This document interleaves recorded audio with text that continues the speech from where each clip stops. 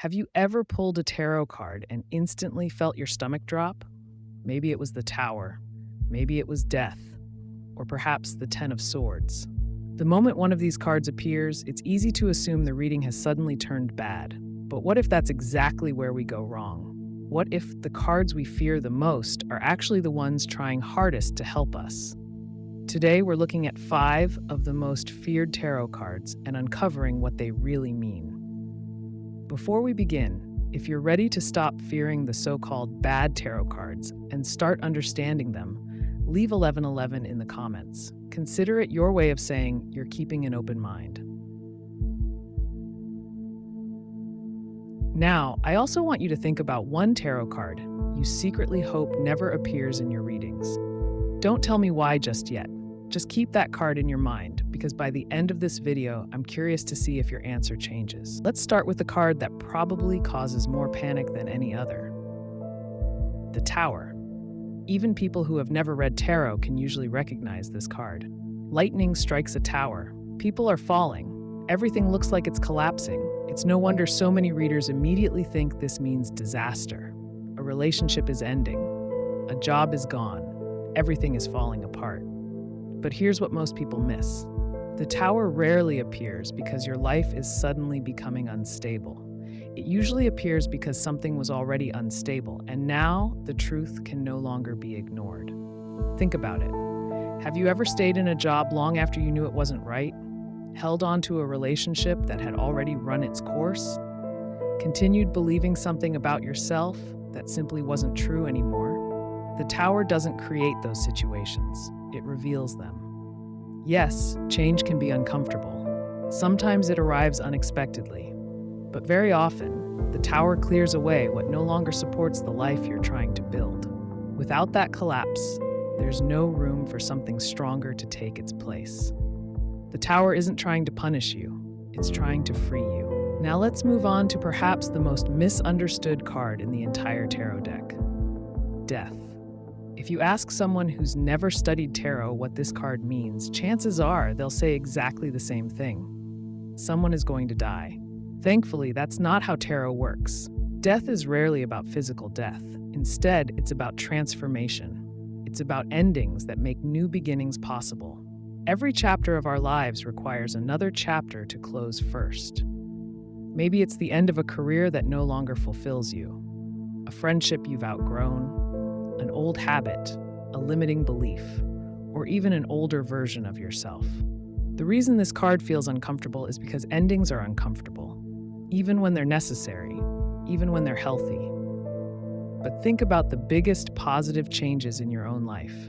How many of them only happened because something else came to an end first? That's the lesson of death. It's not the end of your story, it's the beginning of your next chapter. Now let's talk about one of the most intimidating cards in the deck, the Devil. Just look at the artwork.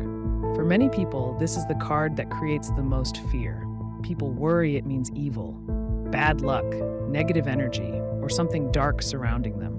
But psychologically, the Devil tells a completely different story. Look closely at the figures. They're chained. But the chains are loose. They could remove them if they chose to.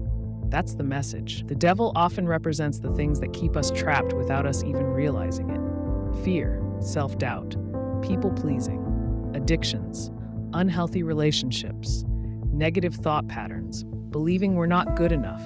It's the voice that whispers, "You can't. You'll never change. You're stuck." The Devil reminds us that many of the prisons we live in don't have locked doors. We simply stopped believing we could walk away. That's why I actually see this as one of the most empowering cards in tarot, because once you recognize the chains, you can choose to remove them. Next is a card that, at first glance, looks almost impossible to explain positively. The Ten of Swords. If there were an award for the most dramatic tarot image, this card would probably win.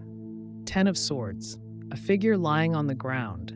It looks completely hopeless. So naturally, people assume this card predicts disaster. But there's an important detail that often gets overlooked. Look at the horizon. Beyond all the darkness, there's a band of golden light breaking through. That isn't an accident. Even in one of the bleakest images in the tarot, there's a reminder that darkness doesn't last forever. That isn't an accident.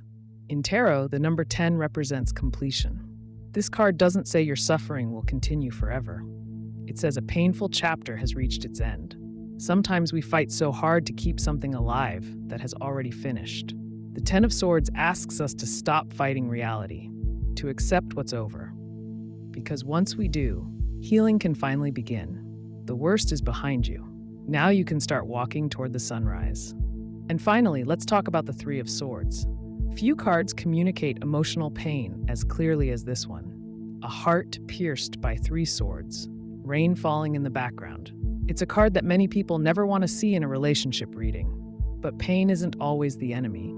Sometimes avoiding pain causes far more suffering than facing it. The Three of Swords often appears when something needs to be acknowledged, an honest conversation, a difficult truth, a disappointment you've been trying to ignore, grief you've never fully processed. Healing doesn't begin because life suddenly becomes perfect. It begins the moment we stop pretending we aren't hurting. That's why this card deserves compassion rather than fear. Because every healed heart first had to admit it was wounded. Now let's go back to the question I asked at the beginning. Which card did you have in mind? Has your answer changed? I'd genuinely love to know. Tell me in the comments which of these 5 cards you see differently now. And if this video helped you stop fearing these cards and start understanding them, leave number 555 in the comments. It'll be our little reminder that growth often begins where fear ends. If you enjoyed this video, don't forget to like this video and subscribe for more practical tarot lessons that help you read with confidence. Thank you so much for watching, and I'll see you in the next one.